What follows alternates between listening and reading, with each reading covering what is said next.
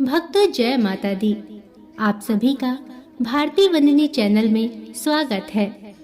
आज हम सभी मनोकामनाओं को पूर्ण करने वाली श्री दुर्गा सप्तशती के 5वें अध्याय का पाठ करेंगे और साथ ही विनियोग और ध्यान का भी श्रवण करेंगे।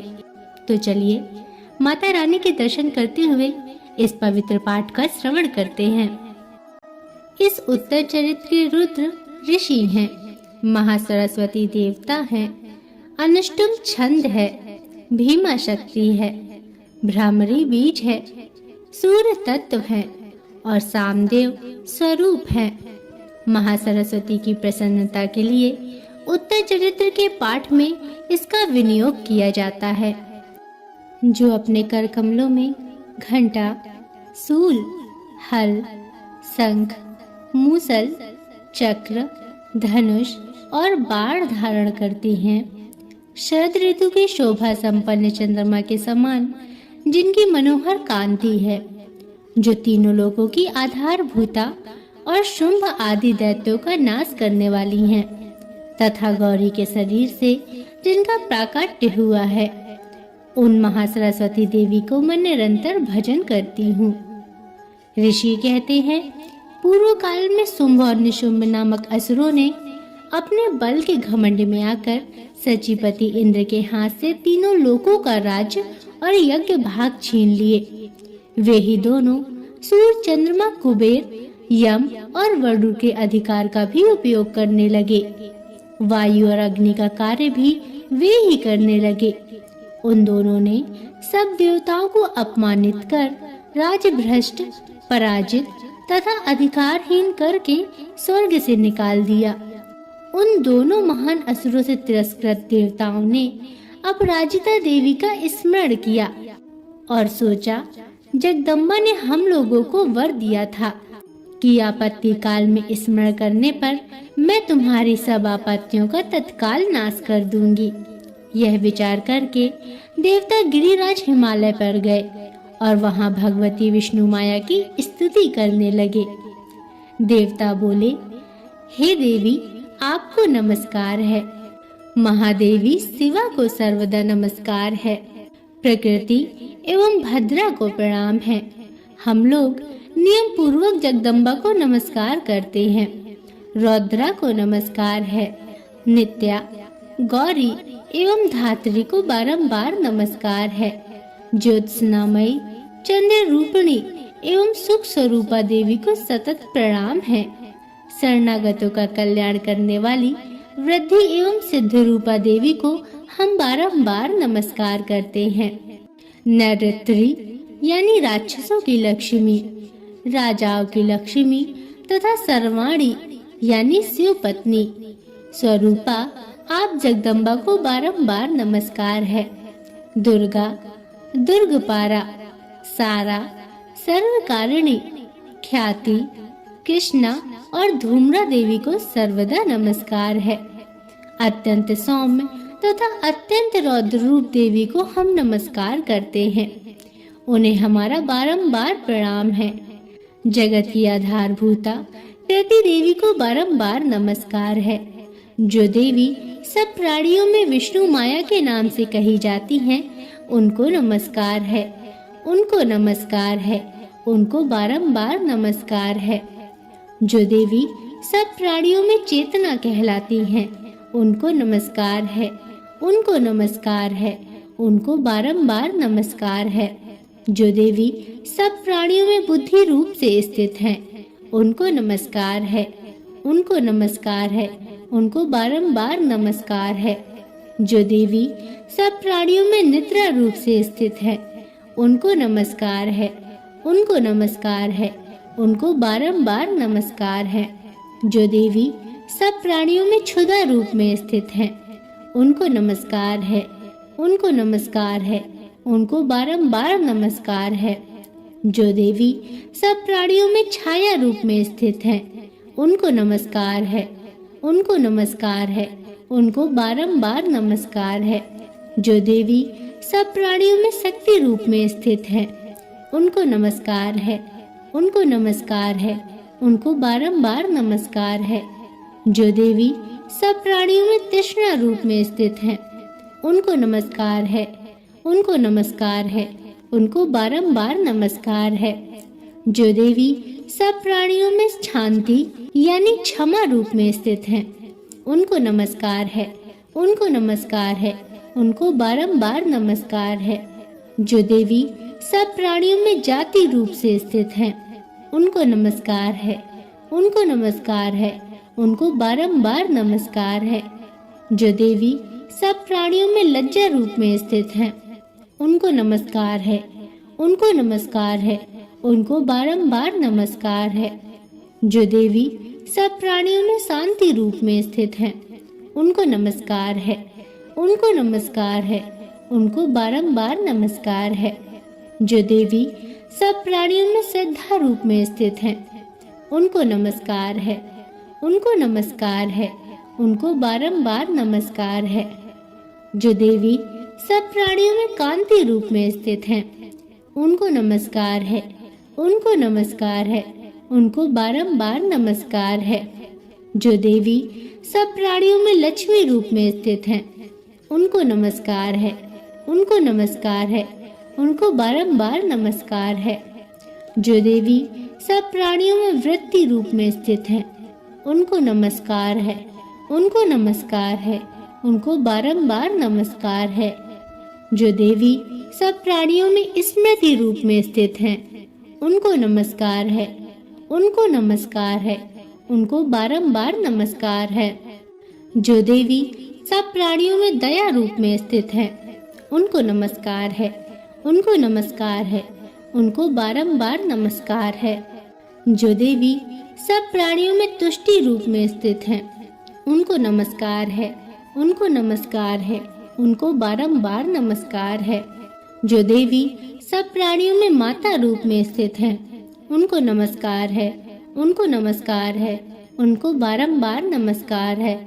जो देवी सब प्राणियों में भ्रांति रूप में स्थित हैं, उनको नमस्कार है, उनको नमस्कार है, उनको बारंबार नमस्कार है। जो जीवों के इंद्रिय वर्ग की अधिष्ठात्री देवी हैं एवं सब प्राणियों में सदा व्याप्त रहने वाली हैं, उन व्याप्ति देवी को बारंबार नमस्कार है। जो देवी चैतन्य रूप से इस संपूर्ण जगत को व्याप्त करके स्थित हैं, उनको नमस्कार है, उनको नमस्कार है, उनको बारंबार नमस्कार है।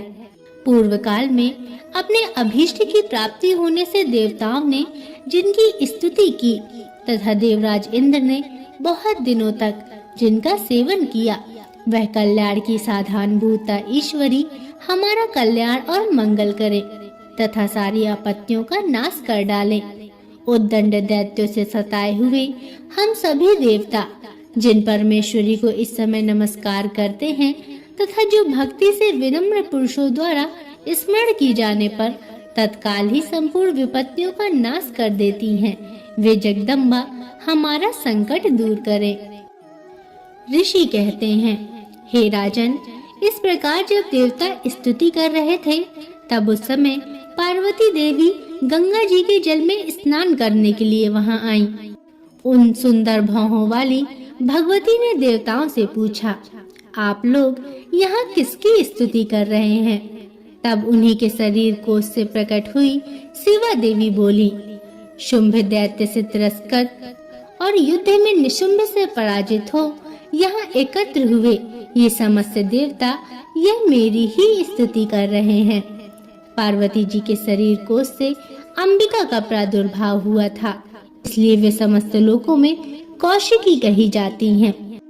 कौशिकी के प्रकट होने के बाद पार्वती देवी का शरीर काले रंग का हो गया, अतः वे हिमालय पर रहने वाली कालिका देवी के नाम से विख्यात हुई। तदंतर शुंभ निशुंभ के भ्रातृ चंडमुंड वहां आए और उन्होंने परम मनोहर रूप धारण करने वाली अंबिका देवी को देखा। फिर वे शुंभ के पास जाकर बोले, महाराज, एक अत्यंत मनोहर स्त्री जो अपनी दिव्य कांति से हिमालय को प्रकाशित कर रही है, वैसा उत्तम रूप कहीं किसी ने भी नहीं देखा होगा। हे असुरेश्वर, पता लगाइए वह देवी कौन है और उसे ले लीजिए। स्त्रियों में तो वह रत्न है। उसका प्रत्येक अंग बहुत ही सुंदर है तथा वह अपने श्रीअंगों के प्रभा से संपूर्ण दिशाओं में प्रकाश फैला रही है। हे दैत्यराज, अभी वह हिमालय पर ही मौजूद है, आप उसे देख सकते हैं। प्रभु, तीनों लोकों में मणि, हाथी, घोड़े आदि जितने भी रत्न हैं, वे सब इस समय आपके घर में शोभा पाते हैं। हाथियों में रत्नभूत ऐरावत, यह परिजात का वृक्ष और यह उच्चश्रवा घोड़ा, यह सब आपने इंद्र से ले लिया है। हंसों से जुता हुआ यह विमान भी आपके आंगन में शोभा पाता है। यह रत्नभूत अद्भुत विमान जो पहले ब्रह्मा जी के पास था, अब आपके यहाँ लाया गया है। यह महापद नामक निधि आप कुबेर से छीन लाए हैं। समुद्र ने भी आपको किंजलगिनी नामक माला भेंट की है, जो केसरों से सुशोभित है और जिसके कमल कभी कुम्हलाते नहीं हैं। सुवर्ण की वर्षा करने वाला वरुण का छत्र भी आपके घर में शोभा पाता है तथा यह श्रेष्ठ रथ जो पहले प्रजापति के अधिकार में था, अब आपके पास मौजूद है। हे दैत्येश्वर, मृत्यु की उत्क्रांतिदा नाम वाली शक्ति भी आपने छीन ली है तथा वरुण का पास और समुद्र में होने वाले सब प्रकार के रत्न आपके भाई निशुंभ के अधिकार में हैं। अग्नि ने भी स्वतः शुद्ध किए हुए 2 वस्त्र आपकी सेवा में अर्पित किए हैं। हे दैत्यराज, इस प्रकार सभी रत्न आपने एकत्र कर लिए हैं। फिर जो यह स्त्रियों में रत्न रूप कल्याणमयी देवी है, इसे आप क्यों नहीं अपने अधिकार में लेते? ऋषि कहते हैं, चंडमुंड का यह वचन सुनकर शुंभ ने महादैत्य सुग्रीव को दूत बनाकर देवी के पास भेजा और कहा, तुम मेरी आज्ञा से उसके सामने ये बातें कहना और ऐसा उपाय करना जिससे प्रसन्न होकर वह शीघ्र ही यहाँ आ जाए। वह दूत पर्वत के अत्यंत रमणीय प्रदेश में जहाँ देवी मौजूद थी वहाँ गया और मधुर वाणी में कोमल वचन बोला।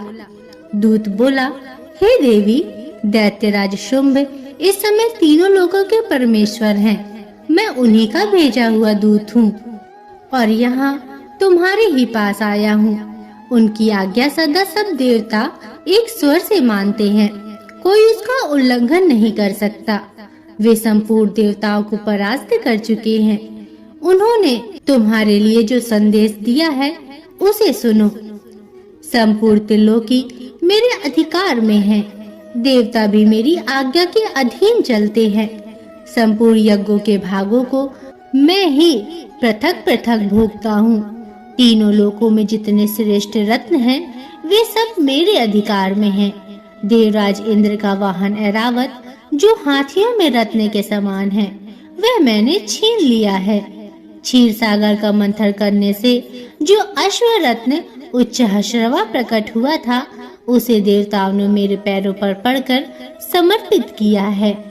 हे सुंदरी, उनके सिवा और भी जितने रत्नभूत पदार्थ देवताओं, गंधर्वों और नागों के पास थे, वे सब मेरे ही पास आ गए हैं।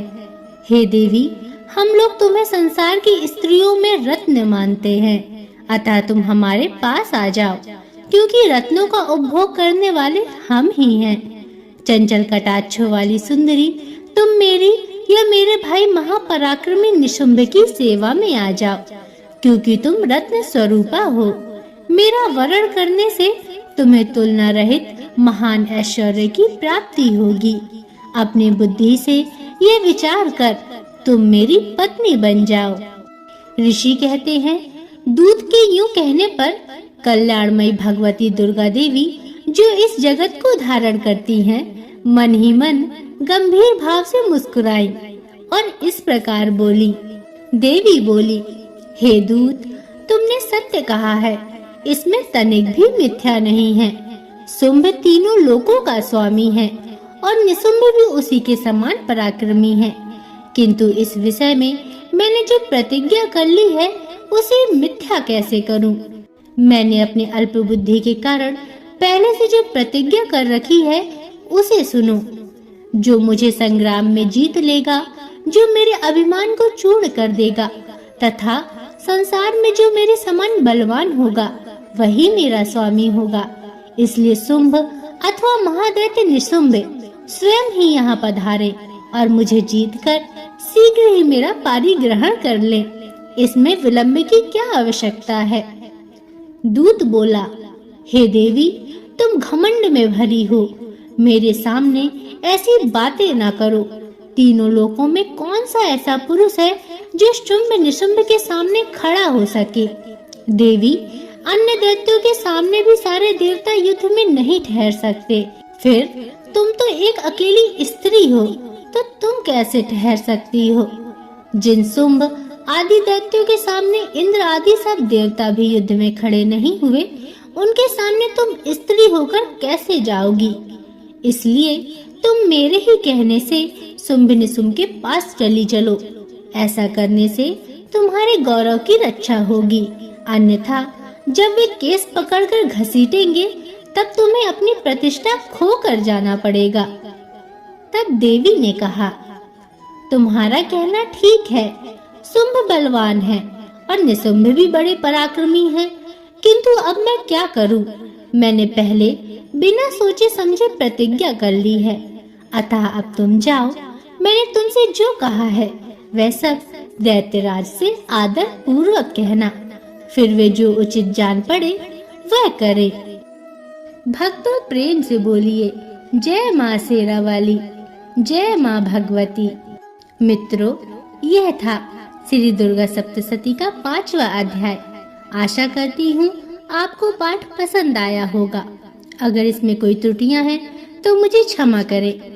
और 6वां पाठ और आगे आने वाले पाठों का श्रवण करने के लिए चैनल को सब्सक्राइब अवश्य कर लें और बगल में बनी हुई घंटी को जरूर दबा लें, ताकि मैं आपके लिए ऐसे ही पवित्र पाठ और कथा कहानियाँ लाती रहूं। और कमेंट में जरूर लिखिएगा, जय माँ भगवती, जय माता दी। अब अगले वीडियो तक के लिए नमस्कार।